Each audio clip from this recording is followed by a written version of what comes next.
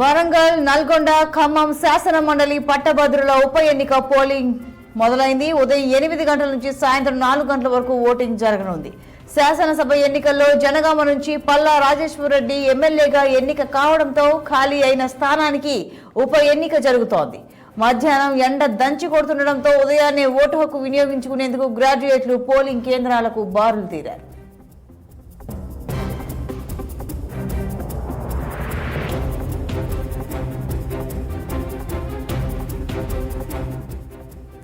కాంగ్రెస్ తరపున తీన్మార్ మల్లన్న, బీఆర్ఎస్ అభ్యర్థి రాకేష్ రెడ్డి, బీజేపీ నేత ప్రేమేందర్ ఎన్నికల బరిలో నిలవగా వీరితో పాటు మరో 49 మంది పోటీలో ఉన్నారు. ఈ ఎన్నికలో 3 ఉమ్మడి జిల్లాల పరిధిలో 4,63,839 మంది పట్టభద్రులు ఓటు హక్కు వినియోగించుకోనున్నారు. వారిలో 2,88,189 మంది పురుషులు, 1,75,645 మంది మహిళలు ఉన్నారు.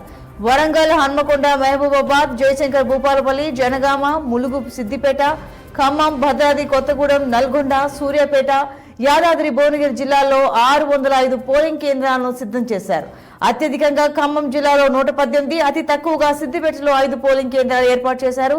ఇటీవల లోక్సభ ఎన్నికల్లో ఎడమ చేతి చూపుడు వేలికి సిరా వేసినందున ఈ ఎన్నికల్లో ఎడమ చేయి మధ్య వేలికి పెట్టనున్నారు సిరా. ఇక ఎమ్మెల్సీ ఎన్నికల్లో నోటాకు ఓటు వేయడానికి అవకాశం ఉండదు.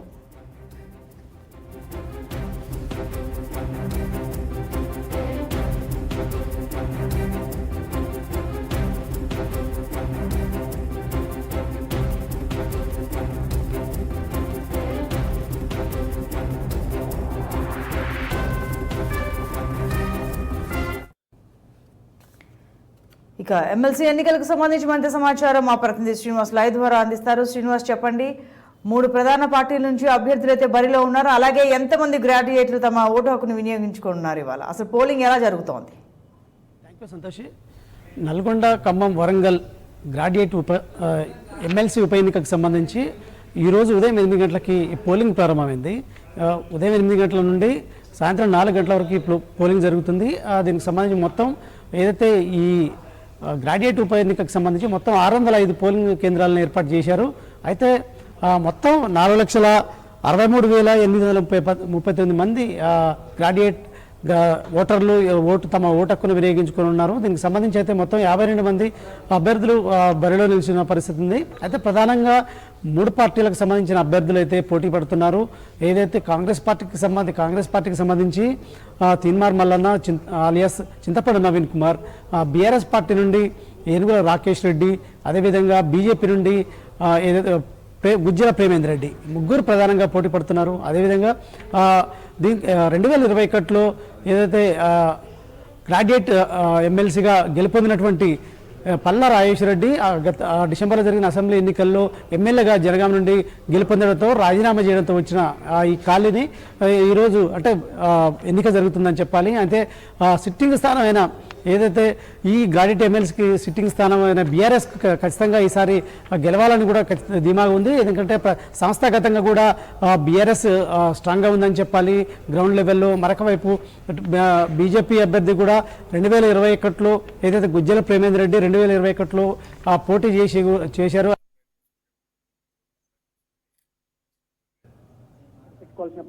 మరొకవైపు కాంగ్రెస్ కు సంబంధించి కూడా అప్పుడు రాముల్ నాయక్ కూడా పోటీ చేశారు 2021లో. కాంగ్రెస్ 5వ స్థానం పడిపోయిన పరిస్థితి. సో ఈసారి కూడా తెలంగాణలో కాంగ్రెస్ అధికారంలో ఉంది.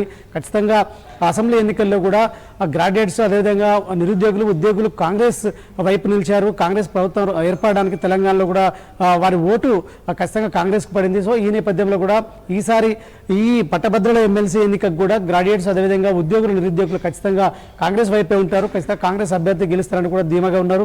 ఈ నేపథ్యంలో కూడా 3 పార్టీలు పోటాపోటీగా ప్రచారం నిర్వహించాయని చెప్పాలి.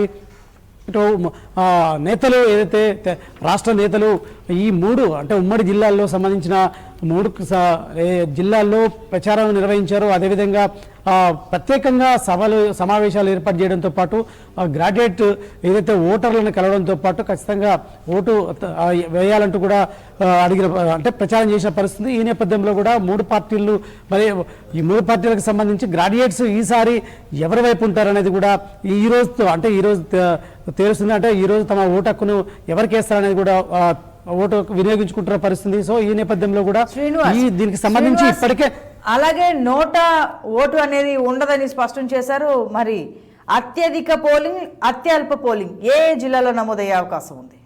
ప్రధానంగా వరంగల్ జిల్లాకు సంబంధించి గ్రాడ్యుయేట్ ఓటర్లు ఎక్కువ ఉన్న పరిస్థితి, అదేవిధంగా ఇటు నల్గొండ, ఖమ్మంలో కూడా ఉన్న పరిస్థితి. సో ఈ నేపథ్యంలో కూడా గ్రాడ్యుయేట్స్, కేవలం గ్రాడ్యుయేట్స్ ఎన్నికే కాబట్టి ఖచ్చితంగా ఓటింగ్ శాతం, పోలింగ్ శాతం అయితే ఎక్కువ, అంటే గ్రాడ్యుయేట్స్ తమ ఓటు హక్కునైతే పెద్ద మొత్తంలో ఉపయోగించుకునే అవకాశం ఉంది. ఈ నేపథ్యంలో కూడా సాయంత్రం 4 గంటల వరకు ఎంతమంది తమ ఓటు హక్కుని, అంటే 4,63,839 మంది మొత్తం ఓటర్లు ఉండగా దాంట్లో పురుషులు 2,88,839 మంది పురుషులు, అదేవిధంగా స్త్రీలు 1,75,645 స్త్రీ గ్రాడ్యుయేట్ ఓటర్లు ఉన్న పరిస్థితి.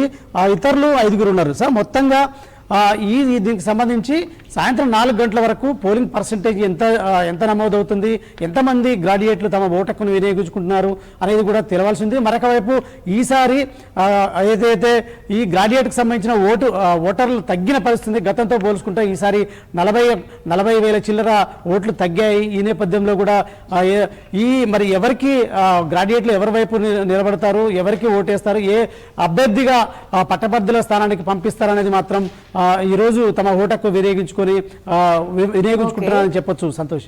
శ్రీనివాస్, అలాగే ఇప్పుడు గ్రాడ్యుయేట్ నియోజకవర్గంలో ఓటర్లుగా నమోదు చేసుకున్న కేంద్ర రాష్ట్ర ప్రభుత్వాల ఉద్యోగులకు అంటే ఈ రోజు సోమవారం పోలింగ్ కాబట్టి ఓటు హక్కు వినియోగించుకోవడానికి క్యాజువల్ లీవ్ ఏమైనా మంజూరు చేశారా? అలాగే ప్రైవేట్ సంస్థలు, కార్యాలయాల్లో ఓటు హక్కు వినియోగించుకోవడానికి ఏమైనా పని వేళల్లో వెసులుబాటు కల్పించారు? అంటే మొన్న ఎన్నికల్లో ఇవన్నీ జరిగాయి కదా, మరి ఈ ఎన్నికలు కూడా ముఖ్యమే కదా, ఏమైనా వెసులుబాటు ఏమైనా కల్పించారా? అయితే ఏదైతే ఈ పట్టభద్రుల ఉప ఎన్నిక సంబంధించిన ఈ 3 జిల్లాలు, ఉమ్మడి నల్గొండ కావచ్చు, ఉమ్మడి ఖమ్మం కావచ్చు, ఉమ్మడి వరంగల్ జిల్లాలకు సంబంధించి ఈరోజు ఏదైతే ప్రభుత్వ కార్యాలయాలకు సెలవులు ప్రకటించిన పరిస్థితి. ఎందుకంటే అక్కడ ఉద్యోగులు ఉన్నారు, అదేవిధంగా ఈ ప్రైవేటుకు సంబంధించిన ఎంప్లాయీస్ కూడా ఉన్నారు కాబట్టి ఖచ్చితంగా వారు ఓటు హక్కు వినియోగించుకోవడానికి అవకాశం ఉన్న నేపథ్యంలో కూడా అక్కడ ఈ ఉమ్మడి జిల్లాలు ఖమ్మం, వరంగల్, అదేవిధంగా నల్గొండ జిల్లాల్లో మాత్రం ప్రభుత్వ కార్యాలయాలకు అయితే సెలవు ప్రకటించారు. మరొక వైపు ఇటు ఏదైతే గ్రాడ్యుయేట్కి సంబంధించిన సిబ్బంది కూడా ప్రభుత్వ కార్యాలయ సిబ్బంది కాబట్టి ఖచ్చితంగా ఓటు హక్కు వినియోగించుకోవడంతో పాటు తమ విధులు నిర్వహించడానికి కూడా అవకాశం ఉన్న నేపథ్యంలో కూడా ఈ 3 జిల్లాల్లో ప్రభుత్వ కార్యాలయాలకు కూడా సెలవులు ఇచ్చిన పరిస్థితి. సో ఈ నేపథ్యంలో కూడా అన్ని కేంద్రాలలో ఏదైతే పోలింగ్ కేంద్ర పరిసర ప్రాంతాల్లో 144 సెక్షన్ విధించారు. అదేవిధంగా ప్రతి పోలింగ్ స్టేషన్ దగ్గర 5 పోలీస్ సిబ్బందిని కూడా కేటాయించిన పరిస్థితి. ఎలాంటి ఘటనలు చోటు చేసుకోకుండా అదేవిధంగా ప్రశాంతంగా పోలింగ్ జరిగే విధంగా కూడా ఇటు అధికారులు అన్ని కట్టుదిట్టమైన చర్యలు చేపట్టారని చెప్పొచ్చు. సంతోష్. అలాగే పోలింగ్ కోసం ఎన్నికల సామాగ్రిని సిబ్బందికి ఇచ్చి అంటే ఆదివారమే సిబ్బందిని పోలింగ్ కేంద్రానికి పంపించారు. అంటే అంతగా సన్నద్ధమయ్యారు కదా, మరి జూన్ 5న కౌంటింగ్ అంటున్నారు. మరి ఆ రోజుకి అధికార యంత్రాంగం ఏ విధంగా సంసిద్ధంగా ఉంది? ఈరోజు ఉదయం ప్రారంభమైన ఈ పోలింగ్కి సంబంధించి నిన్ననే ఏదైతే సామాగ్రి, ఈ ఎన్నికల సామాగ్రి, ఈవీఎంలు సామాగ్రిని నిన్ననే అన్ని పోలింగ్ కేంద్రాలకి తరలించారు. ప్రతి జిల్లాల్లో ఖచ్చితంగా ఏదైతే సెంటర్ నుంచి ప్రత్యేక సెంటర్ ఏర్పాటు చేసి ఆ సెంటర్ నుంచి ఆ కేంద్రాలకు తరలించారు. సో ఈ నేపథ్యంలో కూడా ఉదయం ఎర్లీగా కూడా మాక్ పోలింగ్ కూడా నిర్వహించిన పరిస్థితి.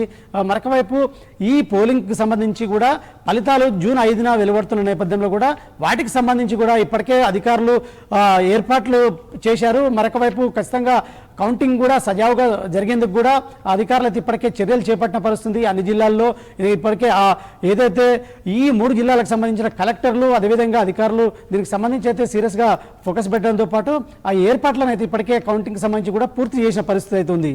సంతోష్. శ్రీనివాస్, అలాగే ఎమ్మెల్సీ ఎన్నికకు బ్యాలెట్ పేపర్ ద్వారా నిర్వహిస్తుందని తెలుస్తోంది. అలాగే అభ్యర్థుల జాబితా ఎక్కువగా ఉండడంతో పెద్ద సైజులో బ్యాలెట్ పేపర్ను ముద్రించారని, అందుకోసం జంబో బ్యాలెట్ బాక్స్లను వినియోగిస్తున్నారని అంటున్నారు. అవునా? అయితే మొత్తం 52 మంది ఏదైతే బరిలో నిల్చున్న నేపథ్యంలో కూడా బ్యాలెట్ పేపరు పెద్దగా ఉన్న పరిస్థితి. ఈ నేపథ్యంలో కూడా ఖచ్చితంగా బ్యాలెట్లో కూడా మొదటి ప్రాధాన్యత, రెండో ప్రాధాన్యత సంబంధించిన ఓటు హక్కు వినియోగించుకోవాల్సి ఉంటుంది. కాబట్టి ఖచ్చితంగా ఎలాంటి అంటే పొరపాటు జరగకుండా ఏ విధంగా అంటే ఓటర్లు కూడా దొంగ ఓట్లు నమోదు కాకుండా కూడా ఇప్పటికే అధికారులు అయితే కట్టుదిట్టమైన చర్యలు చేపట్టారు. కానీ దీనికి సంబంధించి కూడా ఏదైతే ఇప్పటికే పోలింగ్ ప్రారంభమైన నేపథ్యంలో కూడా ఇటు అది ఏదైతే ఈ అభ్యర్థులు కావచ్చు, అదేవిధంగా ఆ జిల్లాల్లో నియోజకవర్గాల్లో ఎమ్మెల్యేలు కూడా తమ ఓటు హక్కును తమ ప్రాంతాల్లో కూడా వినియోగించుకున్నారు. మొత్తంగా అయితే కట్టుదిట్టమైన చర్యలు అయితే చేపట్టారని చెప్పొచ్చు. Santoshi. Right Srinivas, thanks for the live details. Thank you.